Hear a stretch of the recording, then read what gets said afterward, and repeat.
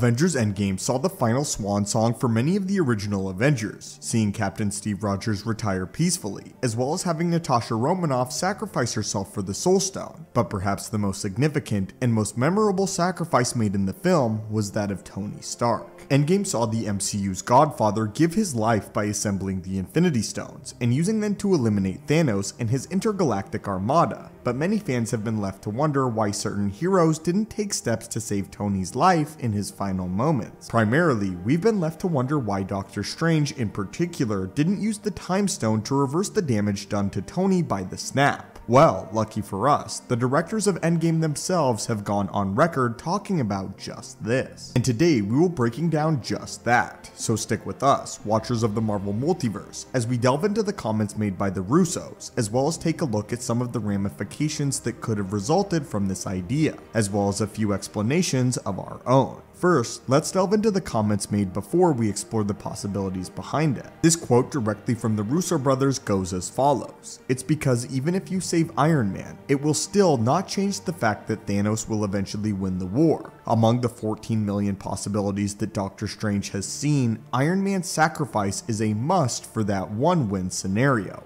End quote. Soon after this comment was made, fans were quick to wonder how Thanos could have still won even though he was dusted by Tony's snap, though we believe we have a few plausible explanations as to why. The heart of this video though, and the takeaway, is that Tony Stark essentially had to die, and not only that, but could not be revived. If he were to survive, the ramifications of the second snap would not have held strong, and a greater threat to the universe could have actually arrived, meaning in this one-win scenario, as the Russos say, Tony Stark not only has to die, but has to remain dead. We may have some ideas as to why this is. The first of the three that we'll be covering is that the Time Stone has a certain radius that it affects, and that Doctor Strange was unable to heal Tony with the Time Stone without also bringing Thanos and either part of his army or the entirety of his army back, seeing as they were dusted in the direct vicinity of Tony's death. Thanos, in fact, had just kicked Tony away before his snap, and would have been dusted within mere feet of where Tony ultimately died. This explanation proposes that the Time Stone would have also affected the space where Thanos was dusted,